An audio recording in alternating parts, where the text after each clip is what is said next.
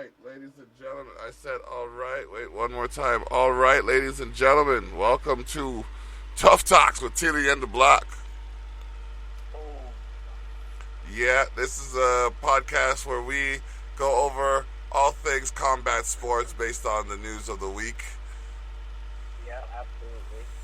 There's some big events for both professional wrestling and UFC last night.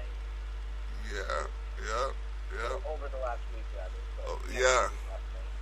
It's been a busy week of news and everything. I mean, starting back on August 9th, WWE came to Canada, specifically Toronto, Ontario, Canada, and they had all kinds of events. They had they had autograph signings, they made appearances. I mean, Roman Reigns appeared on football, on CFL TV. Yeah. But what I found was, and the wife injured pointed this out, there wasn't as much coverage of the WWE in the news. They didn't really mention that the WWE was in town. Meanwhile, I'm here and I'm just losing my biscuits because I get to go to SmackDown Live. Yeah. But we'll get to that in a minute. We absolutely will. Okay. So SummerSlam. Yeah, let's start with SummerSlam. I don't have the... You don't have the results up? I got it. Okay. Alright. So, we'll for the pre-show matches, we'll kind of just, we'll run through those real quick. The pre-show was pretty cool. We had a WWE Cruiserweight Championship match between champion Drew Gulak and Oney Lorcan. Gulak beat Oney Lorcan. There was no way they're taking that belt off him yet. He's too good. He's too captivating a character. I mean, I don't know, was he on 205 Live on Tuesday when you were at SmackDown? Did you get to see Drew? I left just before that. Oh, okay. Yeah. Okay, and then, it was a good match, and like I said, Drew went over.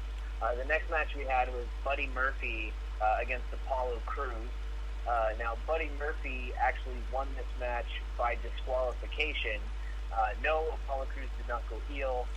What happened was Buddy Murphy paid for his, snitching on Eric Rowan, and he got beat the fuck up during that pre-show match. Smacked around. Yeah. Then we got Edge return to Spear Elias. That was pretty goddamn cool. That was epic. Huge pop for the Rated R Superstar. Big time. Yep. And then I think the final match on the pre-show was the WWE Women's Tag Team match. Alexa Bliss and Nikki Cross defended their title successfully against the Iconics. Iconic match. Iconic. I can't even do that today. My voice is sore from yelling last night. The Iconics, they put on a good show. I think the only reason they've really got those belts taken off of them right now is because Peyton Royce is going for her, wedding and honeymoon shortly. So that's going to be some time off. Okay. But then we get into the main card, and Becky Lynch defeats Natalya in a submission match. If you walk into Canada to face a Canadian in a submission match, odds are you're going to lose to a sharpshooter. It's not a reflection on your talent, it's just the rules. Defying all those odds is far from the ordinary outcome. But then again, Becky Lynch is no ordinary superstar. Yes, the combined power of a Hart family scion, Natalya, and the hold that serves as Hart family heirloom wasn't enough to relieve the man of her Raw Women's Championship in a submission match. Instead, the day belonged to the wily Irish woman and her deeper than expected array of submissions. Although Natalya had a very clear game plan going into the match, lock in the sharpshooter and dare Becky not to get caught, Lynch had the benefit of varying her arsenal before bell time. The Queen of Hearts wasn't caught flat-footed by the man's ingenuity as she muscled her way out of Lynch's early trifecta of an armbar, a triangle, and a guillotine. Additionally, Becky's attempt to use the sharpshooter did little steps to fire up Natalya, which also considerably ruffled the crowd, which initially welcomed the man with a deafening ovation. Natalya wisely targeted the leg she savaged over the last few weeks, and the only damage she sustained to her arm was an errant trip to the commentary table. With Becky finally ensnared in the sharpshooter, Natalya's victory seemed all but guaranteed. The man's last-ditch escape of the hold freed Natalya's arm for all of a second, and that was enough for the Irish woman to sink in a deep disarm her that Natalya tapped after a struggle to escape. So the man walks out of Canada much the same way she came in, with the Raw Women's Championship on one shoulder and a chip on the other. Becky may not be Canada's newest hero, but the Great White North might just have a new signature submission. It's just the rules. Mm-hmm. Yeah, it was a great match. I'm going to warn Anthony Panino right now, who is our boy on the Raw review. I'm going to warn him right now. These all better not be that goddamn long. That was insane. Holy shit. Yeah, that was quite lengthy. They kind of are. I don't think we're going to read all of those. I think we're just going to go over what happened in those matches. Okay, all right, that's cool. Okay, so next is Goldberg versus Dolph Ziggler. Oh my gosh, I could do this one because I saw it and it really wasn't. It's not hard to remember 3 spears after Ziggler was talking the most amount of trash. Did Ziggler ever get his body broken in half by Goldberg? The answer to that is clear. When he received not his first, not his second, but his 3rd spear. Yes. Not to mention, let's also mention the shocking start to the match where they pulled a reverse Goldberg Brock Lesnar in Toronto at Survivor Series, and they had Dolph Ziggler hit Goldberg with 3 successive super kicks in a row. Yep. And Goldberg went down, and then once he got back up, it was game over. But yep. Yeah, Dolphy Boy got fucked the fuck up. Dolph got finned, yo. Yeah, he got really, really, really brutalized. It was not a joke. Yeah. And then after that, we had AJ Styles against Ricochet for the U.S. title with, of course, the club on the side. Very, very good match. Ricochet had dope Black Panther gear on. That was sick. That's what he was wearing. Yeah, it was Black Panther gear. Okay. This motherfucker came in like T'Challa. Yeah. Which is ironic, seeing as Ricochet used to be Prince Puma. So, yeah, I mean, this match was, as we all expected, this match was incredible. Lots of amazing false finishes, perfect amount of, interference from the Good Brothers outside, Ricochet getting distracted by them and, kind of fucking himself over. All of it was amazing. And I think the right result happened with AJ coming out on top. Of course you think the right result happened. You're a fan of the club. Yeah, fuck yeah, I am. I am the fan. Oh, man. But yeah, so after that, we had SmackDown Women's Championship match. Bayley defended successfully against Ember Moon. Ember Moon turned in an amazing performance on that. Like, she really killed it. It was a very good match on both sides. I don't know how into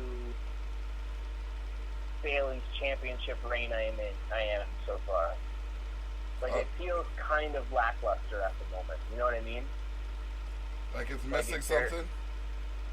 Like what, sorry? Like it's missing something? Yeah, like it's missing like a spark to it. Like she hasn't had a feud that seems, legitimate and like, hard. The Alexa Bliss thing kind of came and went, and we'd all seen that before. The Ember Moon thing looks to be like it's only one pay-per-view. Like, I don't think they're going to turn Ember heel and have her be a bad guy for the next few months and face off with Bayley. So just nothing's really stuck. I think it would have been the only thing that would have made Sasha's comeback better is if it would have been at SmackDown and if she would have attacked Bayley.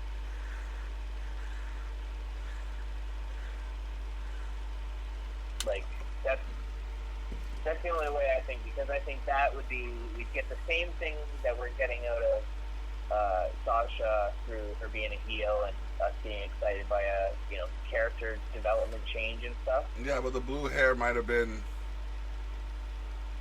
the blue hair on the blue brand might have seemed too face. I don't know if that would be face. I mean, her hair color matching the brand just could be her representing the fact that she feels she runs SmackDown.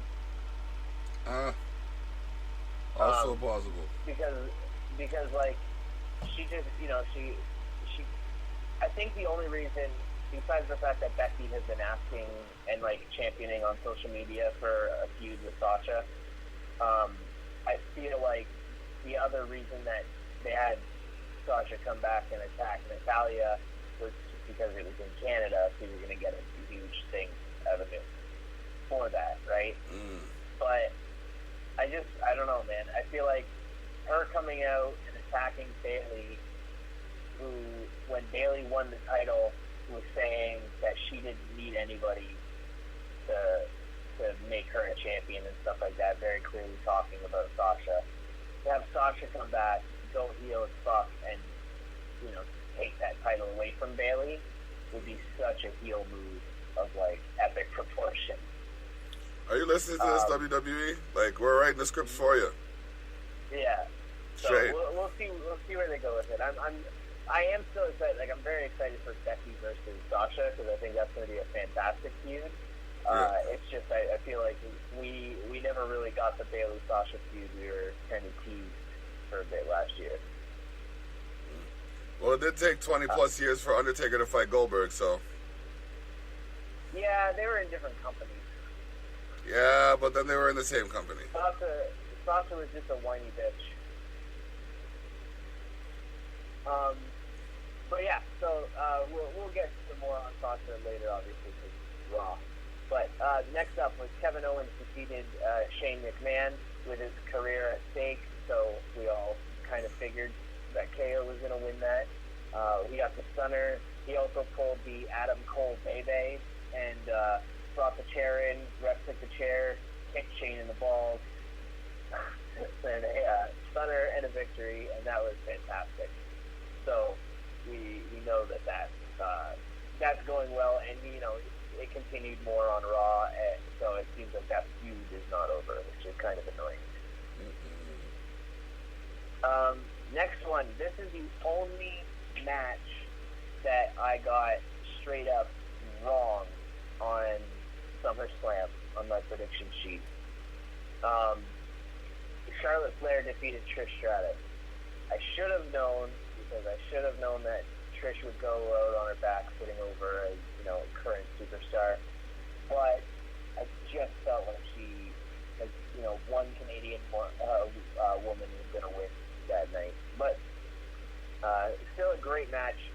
Trish proved that she still got it. Like, she can totally still go if she wanted to.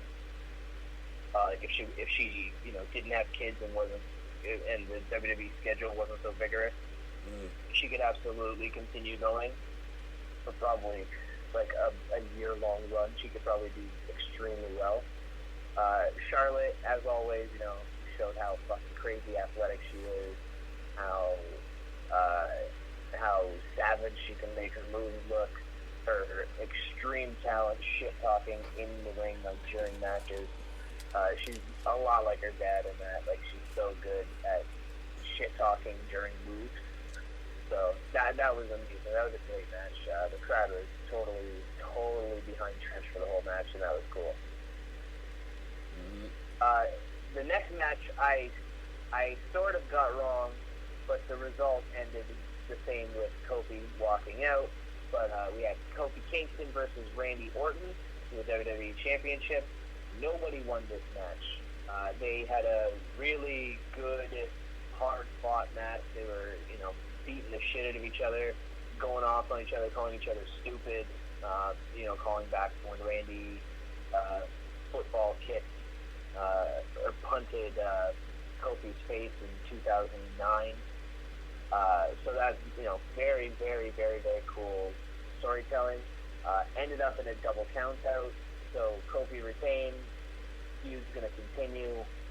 I think this is going to go probably either to Night of Champions, maybe even to Survivor Series, but I don't think Survivor Series, because I'm pretty sure Survivor Series, they want to stick to Raw versus SmackDown. I think it's gonna go to Hell in a Cell. Doesn't that come before Survivor Series?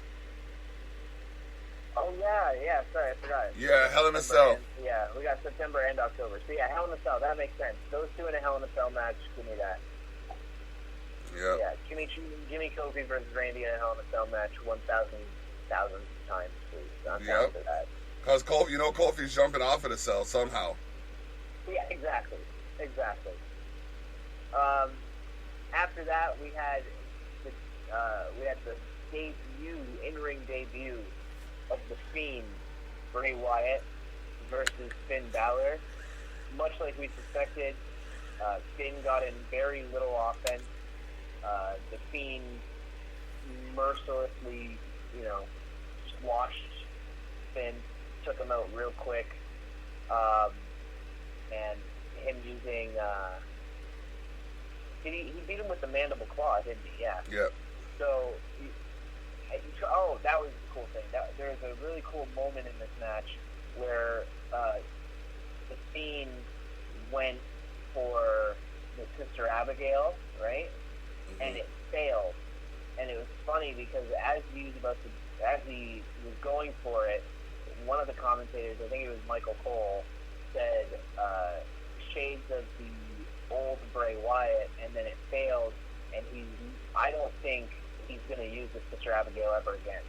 I think the new finisher is the mandible claw moving forward, because I think the Sister Abigail is a representation of the old Bray Wyatt who he killed and made a lantern out of his head. Either that or it becomes a 2-count move. I don't even think it's going to be that. I think he's killing it. I think he's killed Bray Wyatt. Oh. Well, yeah, with the Bray Wyatt lantern. That's what I mean. Like, I think him getting rid of the Sister Abigail, that's the one that he killed and used the head as the lantern for. Like, he cut that Bray Wyatt's head off and made a lantern out of it, and fucking is not using that move anymore. So the Fiend is who's here now, and I love that shit. I was a little surprised that he didn't show up at all on TV this week, but from what I've heard, it's because they want to keep him special. So it's going to be like they're going to try to use him in just very interesting ways. Okay. Yeah. And then we had the main event. Seth Rollins defeated Brock Lesnar to become the new Universal Champion. Brock Lesnar! Yeah. This was a beautiful, beautiful match. I picked Seth to win it, but I was also so scared. Like, I was picking with my heart, and my brain kept saying, why are you doing that? WWE will fuck you. Like, WWE will make sure that Brock is champion for a while. And guess what? They didn't. No. And that was beautiful. I love it when they trick me. So yeah, it was an amazing match. He slammed him with the he hit him with the curb stomp. I think 3 times again. I think it was 4. Yeah, maybe even 4. And 1, 2, 3, beautiful. And WWE announced that Brock Lesnar will not receive a rematch for the Universal title, so we don't have to worry about that feud. On to bigger and better things. Yep. Yep. Yep. That is what's up. Hell yeah. All right. But yeah. So that was SummerSlam. I loved it. I thought it was a great pay-per-view. And it set up a lot of cool shit for the Raw and SmackDown that followed. Yeah, definitely. I watched the whole thing. There was a couple of times where I was stomping my foot on the floor. And what match was it that I was stomping my foot on the floor for? Oh no, when Edge came out. Bro, I almost fucked up my knee and my ankle, bro. I was stomping on the floor like, what? Cause I'm hearing Elias and then he's talking and I'll hear,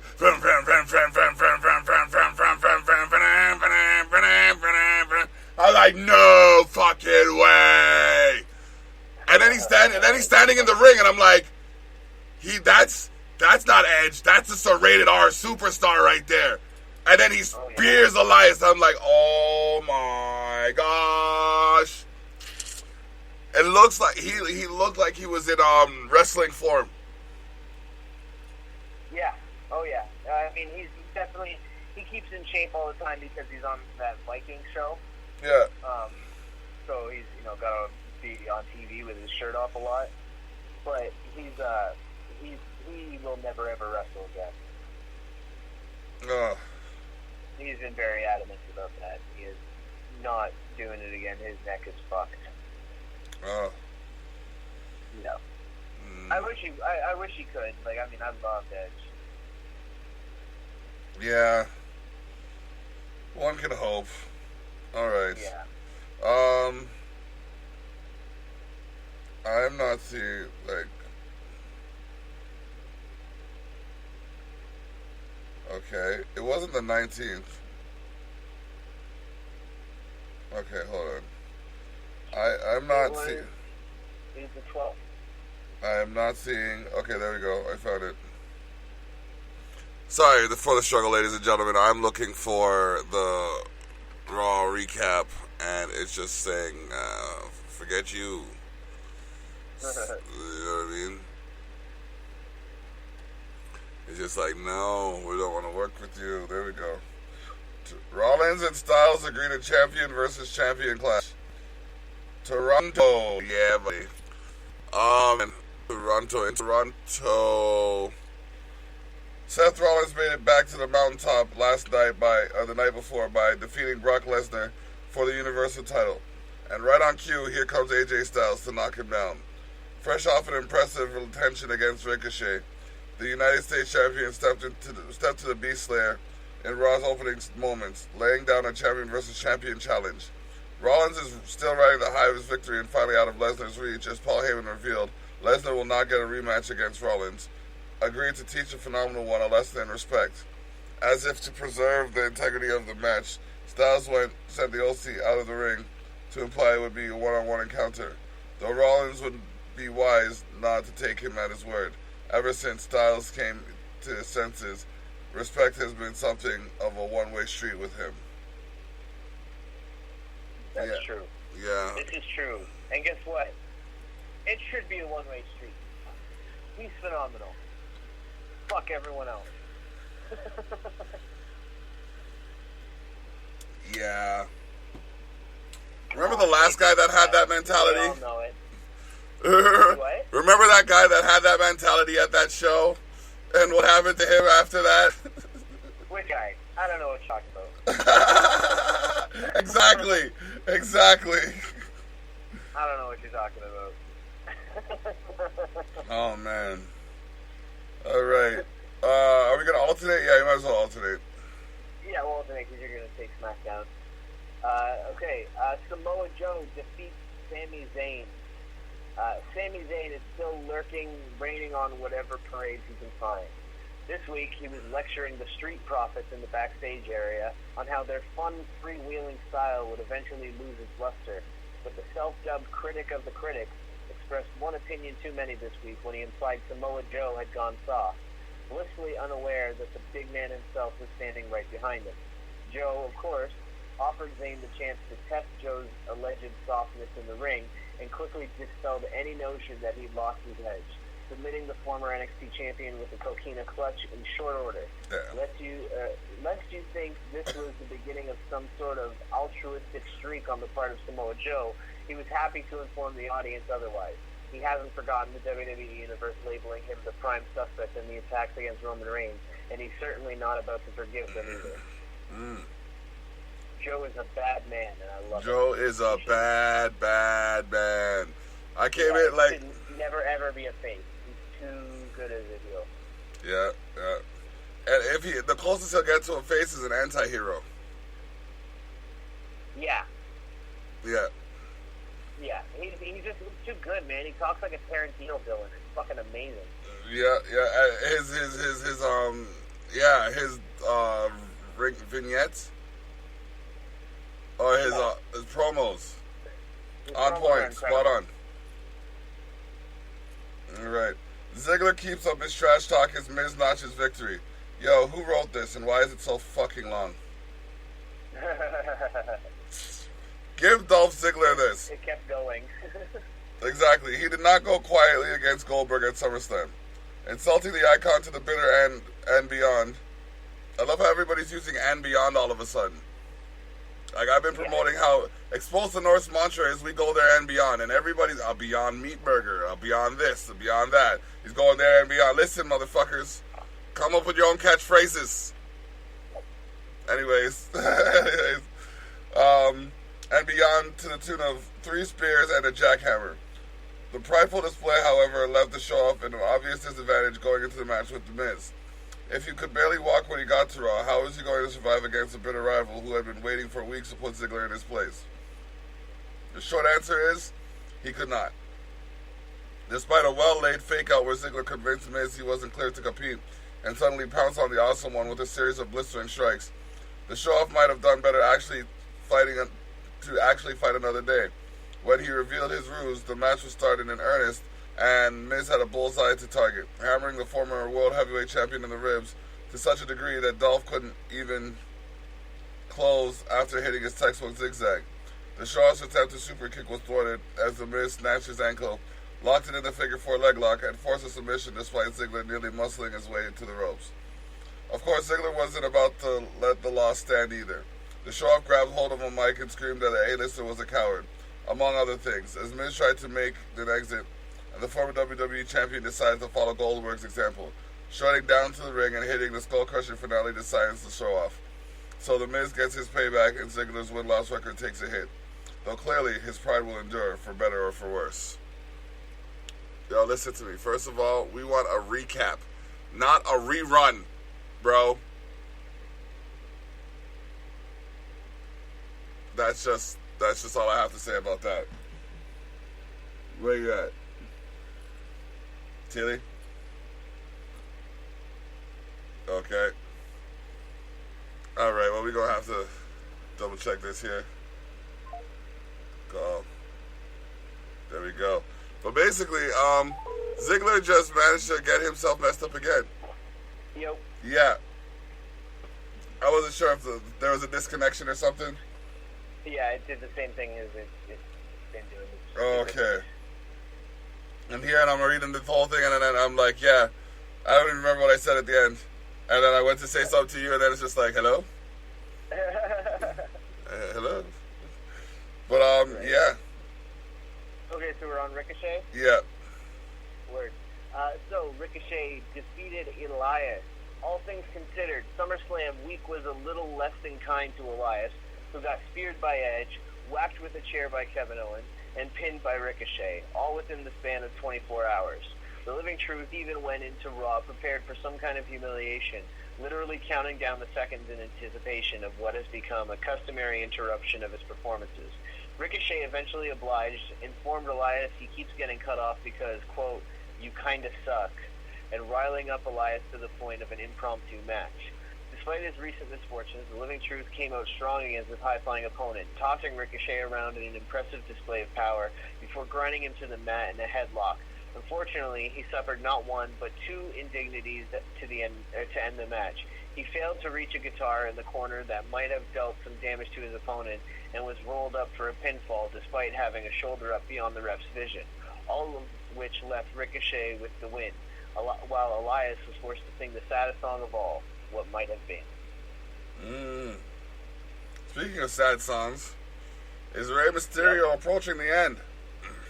Late last year, Andrade began to make his mark at the expense of Rey Mysterio on SmackDown Live.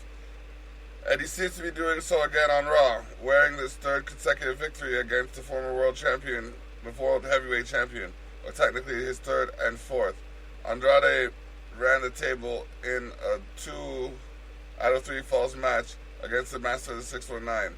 About the best thing that can be said for Mysterio was that his mask escaped untouched, but the loss was still demoralizing enough that the Ultimate Underdog seemingly questioned the future in a backstage interview. Andrade's future, however, looks bright. The former NXT champion pinned Mysterio almost immediately for the first fall, with Zelina Vega handing him for the assist to the outside by holding Mysterio's foot in the ropes. Rey rallied back to connect with the 619, but Andrade countered a frog splash with his knees and rolled the legendary opponent to his feet and struck with the hammerlock DDT, or as I say, the Que Paso! The loss hit Mysterio hard. During the backstage interview, he tearfully admitted that he was unsure where his career was headed at this point, and he walked off with more questions and answers for us and for him. Yeah, I mean, these two, I could watch these two have, an hour-long match every single week, and it would never get boring. They're fucking incredible. Next we had Drew McIntyre versus Cedric Alexander. For a few weeks now, Cedric Alexander has begun to gain some steam by being the one superstar who'd been able to catch Drew McIntyre on his back foot. McIntyre technically brought that hot streak to an end with a victory over Alexander on Raw, but the WWE Cruiserweight champ, this should say former, but the former WWE Cruiserweight champion certainly made it difficult, stringing together 2 impressive sequences that left the towering Scotsman struggling to keep up. By the end of the match, a crowd that had seemingly resigned itself to the inevitable was completely behind Alexander, and when he executed a lumbar check to McIntyre on the outside, it seemed like he might escape with a countout. The Scot made it back to the ring to keep the action going, only to suffer a top rope Spanish fly that left him on wobbly legs. The former NXT champion claimed victory by a split-second margin, thanks to a Claymore out of nowhere that turned Cedric end over end and proved enough to earn the 3 count to McIntyre's invisible relief. Of course, it's unlikely Alexander will stay down for long, as he and McIntyre are headed for next week's rebooted King of the Ring tournament. Given the look on McIntyre's face at the end of this match, at least one of them was looking like he'd be perfectly happy if they never met again. This was a surprisingly good match, because you would think with such a size differential that McIntyre would have been the clear-cut victor. And, I mean, he did win, but it wasn't without a good fight. Yeah, well, and that's been the case with the matches these two have been having, like, over the last couple of weeks. It's been awesome. Like, Cedric beat him, 2 times in a row? Yep. So, yeah, they're incredible. They work really well together. That top rope Spanish fly between those two looked fucking unreal. That was crazy. Yeah. So, yeah, I mean, yeah, it was a great match. Great match. Yeah. Robert Roode topples No Way Jose. No way Jose. No way Jose. I'm sorry. It just happens. Leaving Canada without an appearance from Robert Roode would have been a missed opportunity of the highest order, and the Glorious One capitalized on his home field advantage with an emphatic victory over No Way Jose. The Dominican Dancing Machine's Vote for Jose campaign may yet have its legs, but he was decidedly outmatched by the former United States champion, who planted him with a glorious DDT to mark an impressive showing for the Great White North's most glorious son, and perhaps the start of a bright new chapter. Sweet. Yeah, it was a quick match. It was good. No Way Jose, it is what he is. He's, Adam Rose, or whatever his name was, essentially. But then, after that is where we get a real fun segment. The Revival defeated R-Truth, to become the new 24/7 champions and the first co-24/7 tag team, or co-24/7 champions, top guys. And then R-Truth defeated the Revival to win the 24/7 championship.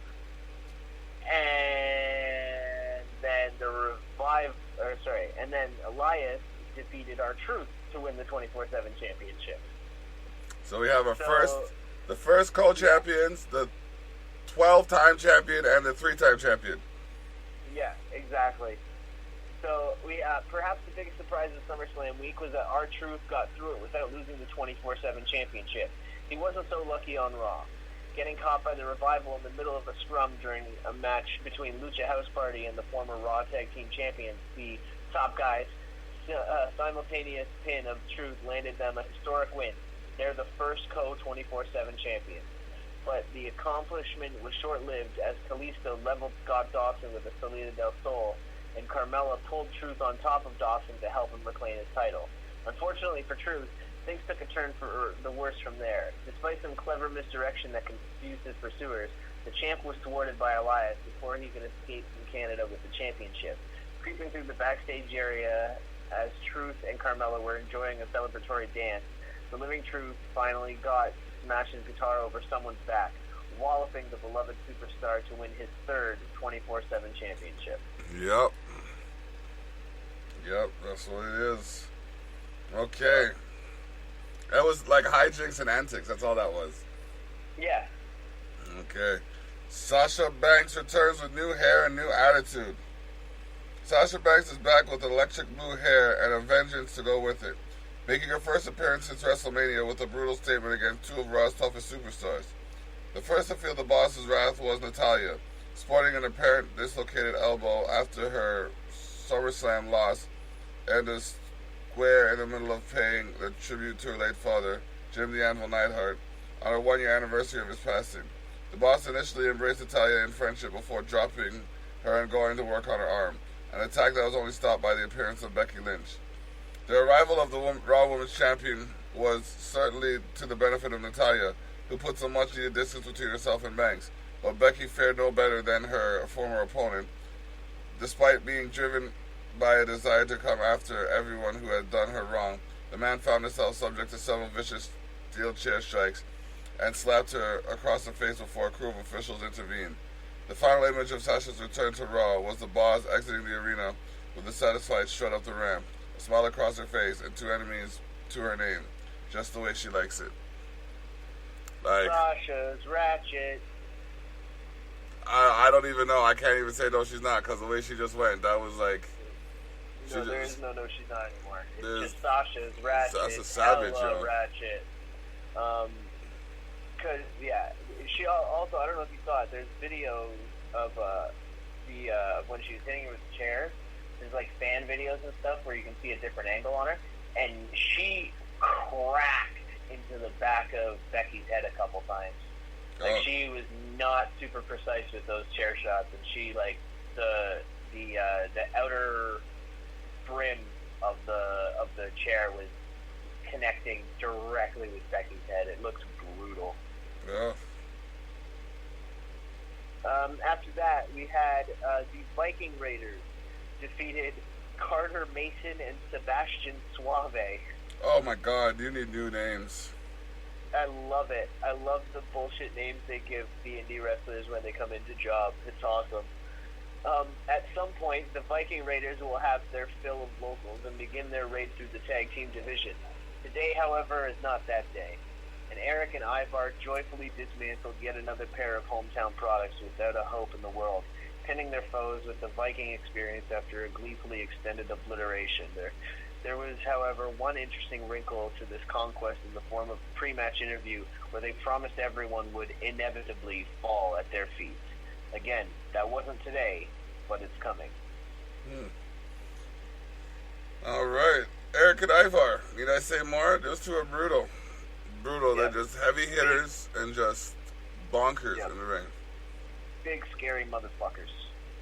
Yes, I'd sum it up as succinctly as that. Yeah. Could the Kabuki Warriors win one for absent Paige? The WWE Tag Team Champion, the WWE Women's Tag Team title reign of Alexa Bliss and Nikki Cross is shaping up to be an eventful and successful one. I'm struggling right now, okay? I've had a long weekend. I've had a long week. I've just, there's just a lot happening in my brain that isn't involving reading, apparently.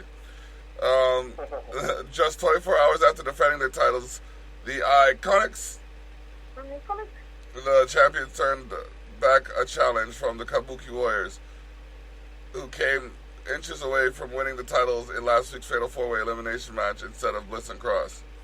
There was some emotional fuel to the efforts of Asuka and Kairi Sane. Their business manager, Paige, is set to undergo another neck surgery and wasn't present on Raw. Unfortunately, the pair's attempts to win for Paige were for naught. While the Pirate Princess connected with her signature insane elbow on Cross, Bliss broke up the pinfall, dispatched Asuka at the ringside, and left Sane at a 2-on-1 disadvantage she could not overcome. The former NXT Women's Champion found herself dropped by Cross's swinging neckbreaker and square in the drop zone for Twisted Bliss, which hit its mark and extended the champion's reign by another week. And given the way things are going, it could end up only being the first of many. Yeah, I'm excited. I hope they're doing a feud. I hope they do a full-on feud between the Kabuki Warriors and Bliss and Cross. That would be fucking amazing because they're all great in the ring and they can all do amazing story and promo stuff. So I think we should be pretty excited to get that. And then next up and finally, we had Universal Champion Seth Rollins defeated the United States Champion AJ Styles via disqualification, and Braun Strowman and Ricochet attacked the OC after the match. So who's the better champion on Raw? Seth Rollins is definitely the more honorable, having fought AJ Styles down the middle despite the lingering threat of the OC at ringside. Styles, on the other hand, is probably the more opportunistic, willingly taking a disqualification loss that cost him the match, but gave him the chance to knock the Beast Slayer down a few pegs. But while the phenomenal one was perhaps the cleverer champion, he definitely turned out to be the unluckiest of the two. It wasn't that Ricochet came to the Beast Slayer's aid in an attempt to even the odds against the Good Brothers. Despite his best efforts, the High Flyer was dispatched quickly by a boot of doom from Luke Gallows and Carl Anderson. Braun Strowman's arrival proved to be the final nail in AJ Styles' night. The Monster Among Men single-handedly took out Gallows and Anderson before planting Styles with a running power slam. Rollins, understandably, was wary of the big man's presence, especially when Braun hungrily eyed the Universal title at ringside. But Strowman's decision to hand the title to Rollins and shake his hand, and Styles' post-show issuing of a U.S. title challenge to the Monster Among Men, proved to be a much-needed sigh of relief. In a world where he's got a target on his back, it must be comforting for Seth to know that regardless of whether Strowman accepts the Phenomenal One's challenge, the Monster Among Men doesn't appear to be looking his way for now. Yeah, so it was awesome, absolutely awesome. I loved the match. I loved the brawl afterwards. It's never gonna go wrong when the six people that you have involved in a segment are Seth Rollins, AJ Styles, Braun Strowman, Ricochet, and the Club. Yeah. You're gonna get magic every time. Yes, you are. Roman Reigns signs multi-year contract with the WWE. Interesting. Oh. Yep. Yeah. All right. I figured he would. I can't see Roman going fucking anywhere. Yeah. I think he loves where he is exactly right now.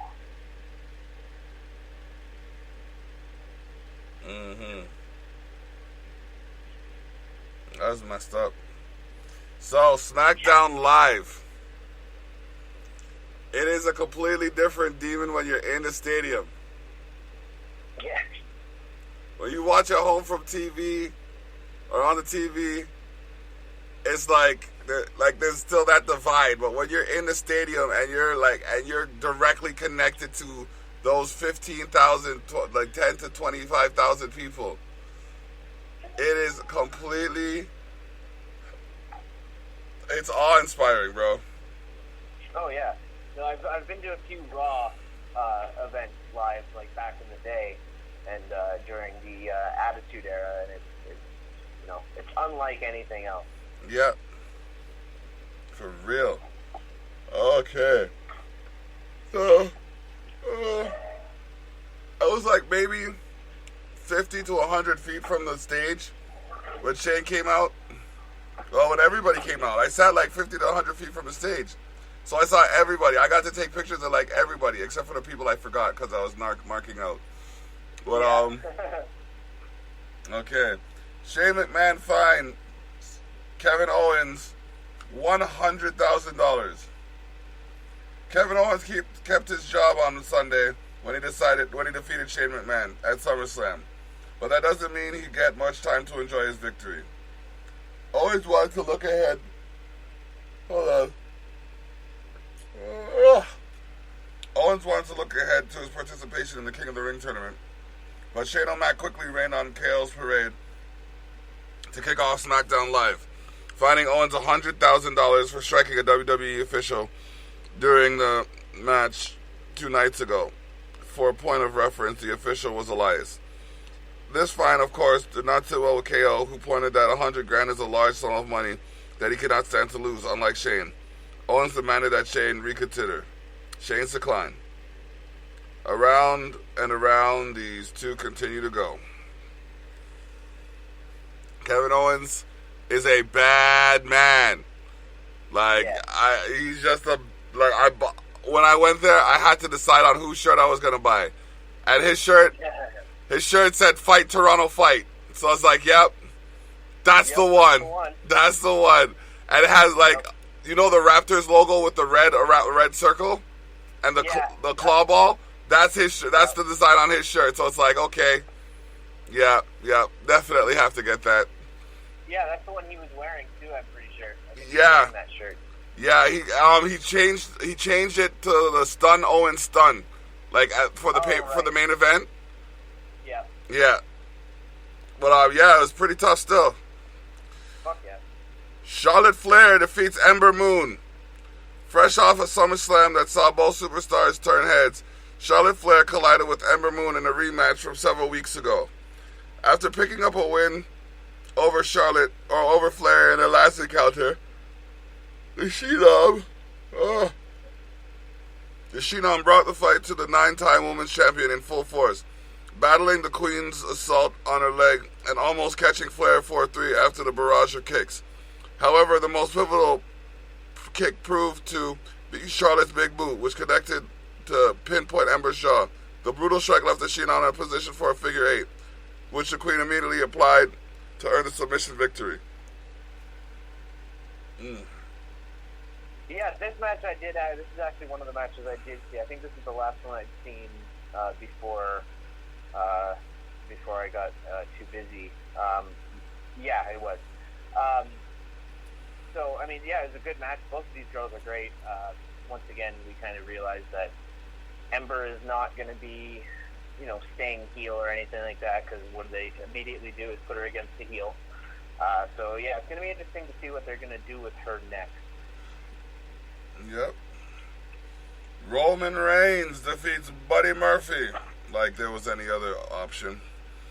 A whirlwind day, a couple of days for Buddy Murphy, who, after some forcible prompting from Roman Reigns last week, revealed that Rowan was the culprit in recent attacks against the Big Dog. And the best-kept secret made his SmackDown in-ring debut tonight against Reigns.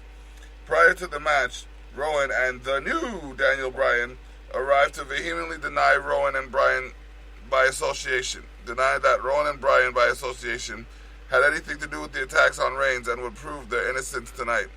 Still fuming after Roman's treatment of him last week, Murphy staggered the Big Dog several times, even hitting a brainbuster that looked like it would seal the victory. The Big Dog persevered with a clutch kickout.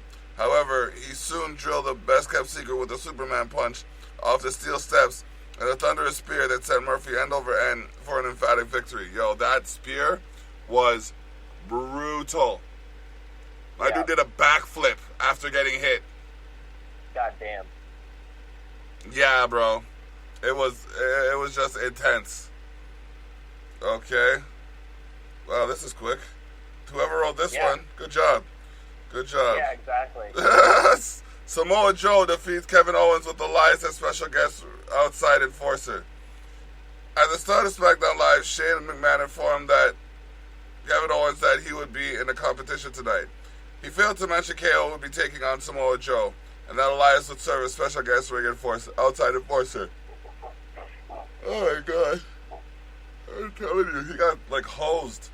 Owens had to keep his eyes locked on the Samoan submission machine right in front of him, and the Living Truth lurking at ringside, which he did for a while, and seemed to be closing in on a victory when he nearly drove Joe through the canvas with a pop-up powerbomb.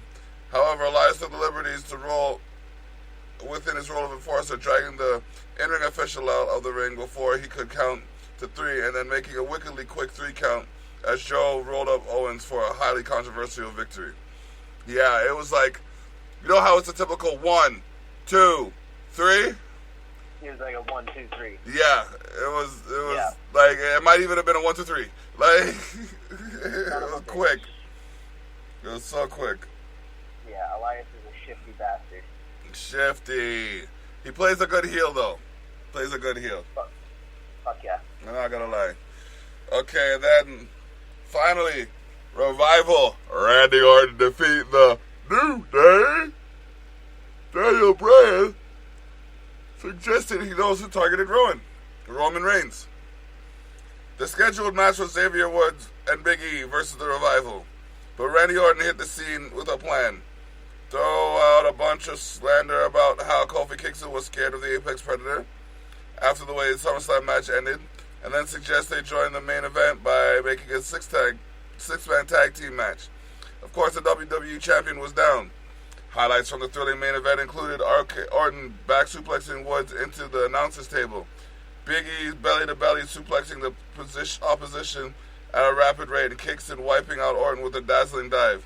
In the clutch, the Revival bested the battered Woods by dropping him with a picture-perfect shatter machine for the win. Dash and Dawson continued their assault of Woods and Big E after the bell, but Kingston fought them off with a dropkick and a Trouble in Paradise, respectively, but Orton was ready to strike. Kofi let himself open to a praying Viper, who took down Kofi, Woods, and Big E with RKOs, and then a second to Kofi, seemingly for good and sadistic measure. The Orton-Kingston conflict, it's funny because there's a conflict at Orton Park and Kingston Road, wasn't the only saga that seemed to be far from settled. Just before SmackDown Live concluded, Roman Reigns confronted Bryan and Rowan backstage.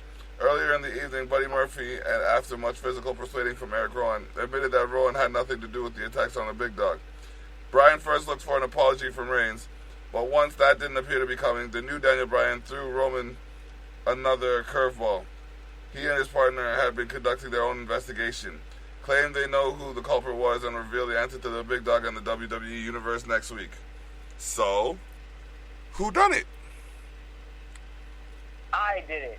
It was me, Roman. It was me all along.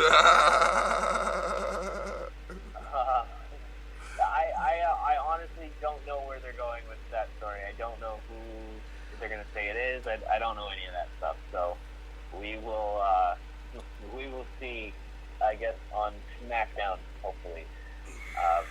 I don't want them pushing it onto Raw. I feel like, once again, let's keep Roman on the show that you fucking moved into. Otherwise, why did you move to SmackDown? You know what I mean?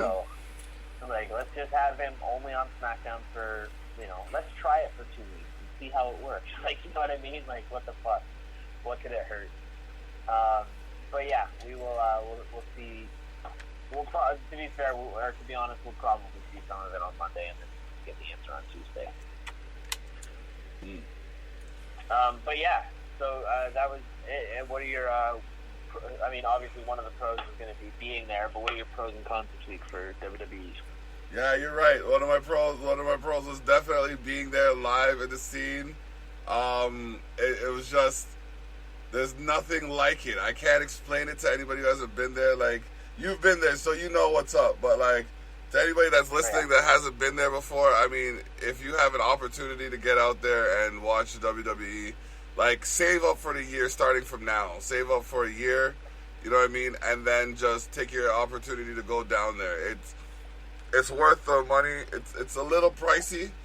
I'm not going to lie. Like, the food, like, especially at the Scotiabank Arena, is a little bit expensive. But, I mean, if you prepare for it, you're laughing. Yeah, absolutely. The con was, like, I didn't get to hear the radio commentary. Not the radio commentary, right. But, like, the commentary of the match. So I was doing my own commentary. Like, they were, like, it's like they're fighting in the ring. I'm like, leg drop, elbow, punch. The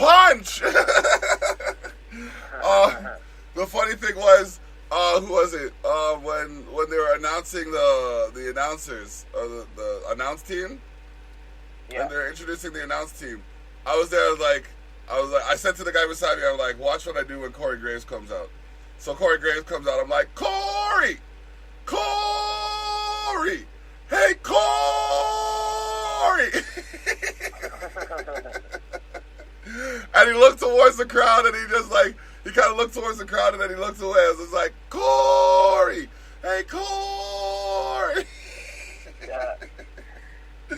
Oh man! And then I did it on the way when he was on his way out too. Oh my gosh! It was too funny. It was too. So like, yeah, those are my pros and the pros and the cons. It's like I got to interact with people. I got to take pictures with titles. You know what I mean? Like, after holding the title, I really want the title, bro. I know. I want one bad, man. I gotta get that IC title. I saw the IC title. That's like four. I think, what was the IC title? It was like $4 bills. The 24/7 title was $4 bills. I'm just like, no. I almost bought it just because it was like the closest to what I could afford. But like, I didn't want to have to defend it against nobody. Well,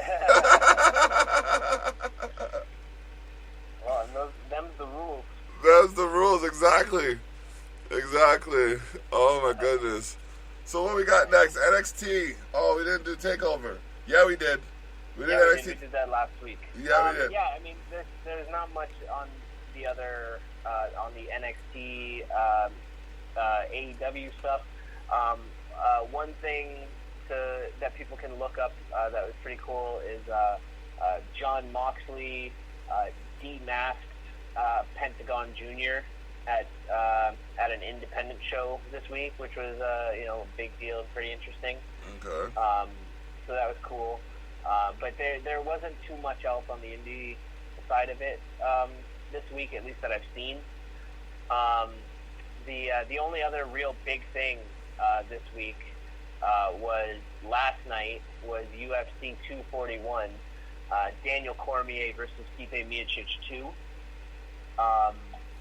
And there's some great fights last night. There was an amazing fight between Rafael Sunsao and Corey Sanhagen. There was another great match between Jakar Close and Christos Yagos. That was great. They both went to decision. But as for like finishes, Devontae Smith and Kama Worthy won in a first-round KO. This was his first fight in the UFC.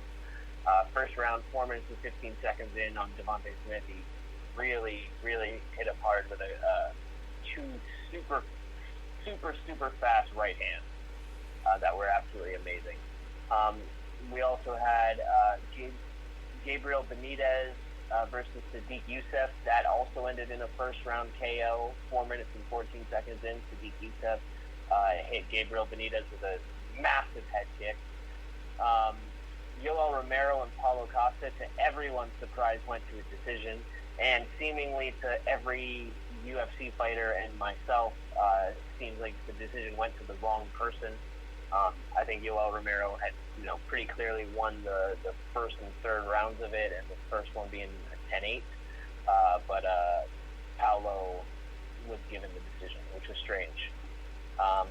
Next we had Nate Diaz versus Anthony Pettis, the returning Nate Diaz, after 3 years of not fighting, came out with the decision victory. It was a hard fought fight. They both got rocked a bunch. Nate was fighting not really like himself in the sense that he was trying to go a lot faster and harder, and he actually mentioned it during his post-fight interview, talked about how he's going to go back to kind of fighting the way he fights with, a little bit more calm and pacing that he wants to do, because he was tired for the first time.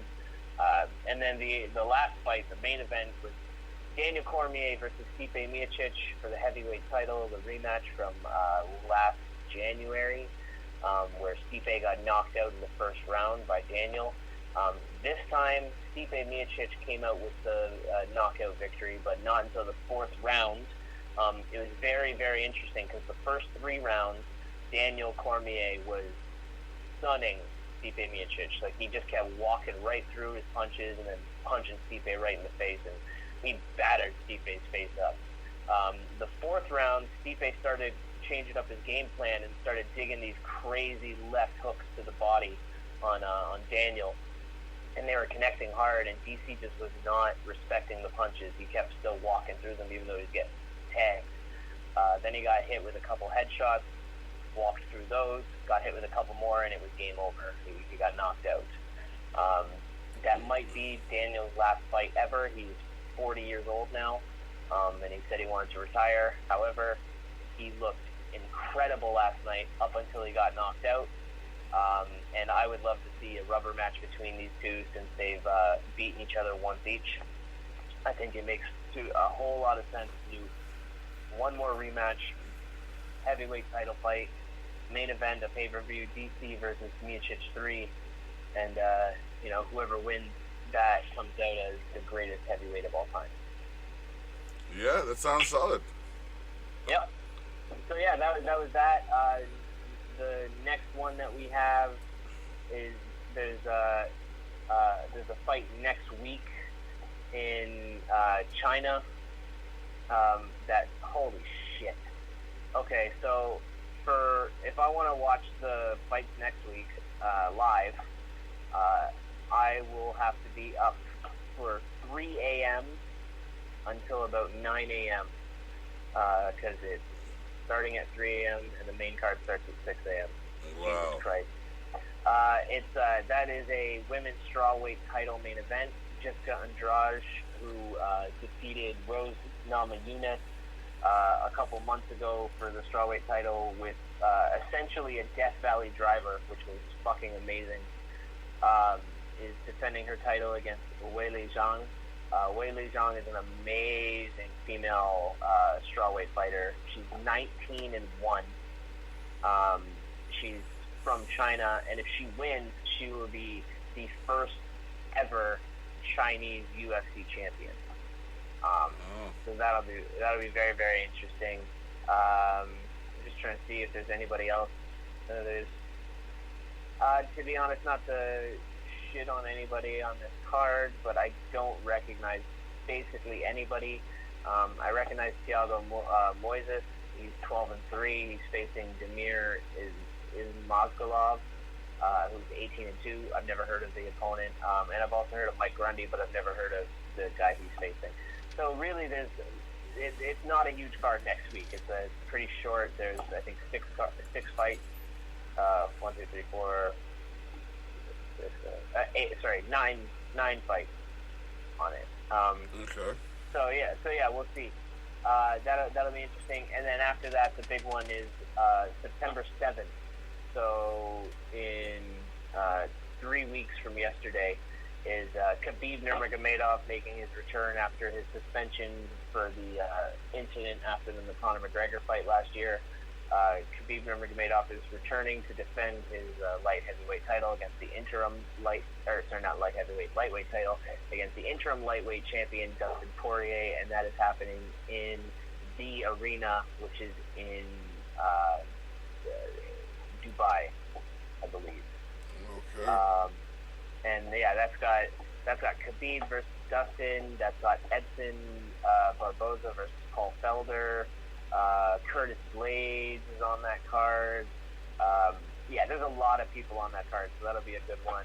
And then we've got a couple solid months of pay-per-views, because we've got a big Australian pay-per-view in October. And then in November, we're in New York, and back in Vegas for December. So, they've got a bunch of good fights lined up. I think John Jones is looking to fight one more time this year. No word on who that opponent would be yet. But yeah, that's pretty much all we got for right now. There wasn't too much other news that's been quantified properly yet. So outside of that, I don't want to go into any of the other stuff in UFC because there's some weird UFC stuff going on right now. Okay. All right. Well, we got it down to an hour and 5 minutes. Boom. Beautiful. Lovely. All right. So that is your wrestling recap, your sports entertainment recap, your combat sports recap, and we call this Tough Talks with Thili and Dablock. Hell yeah. All right. So, any closing words? No, I don't got nothing. You got anything you want to plug or anything like that? Shit. I'm gonna be performing at the Lund Variety Show 2 times this week. Not this week, next week. August 26th, I'll be performing at the Vegan Hippie Chick on East Main in Welland. And August 30th, I'll be performing at Taft's Brew House. That is 4680 Queen Street in Niagara Falls. I'll be performing there. We got... Very cool. Yeah, man, it's fun. It's fun. Make sure you check out the Viz show from 12 till 2 p.m. on 4680q.ca, as well as Indie Rocks on Thursdays at 2 to 3 p.m. That's on 4680q.ca. You're listening to Tough Talks with Thili and Dablock on Spreaker.com/The Tyrell Effect. And tune in Wednesdays at 6 p.m. for Candid Conversations. Fridays at 6 p.m. for Hardline with Interpret and Dablock. Saturdays at 12 p.m. for the Tyrell Effect. And Sundays at 3 p.m. for Tough Talks with Thili and Dablock. Yeah. Yeah. That's a lot of plugging. A lot of plugging, a lot of shows. Yeah. But other than that, take care of who you are. Make sure you're what you be. And tune in next week for the 1, 2, 3.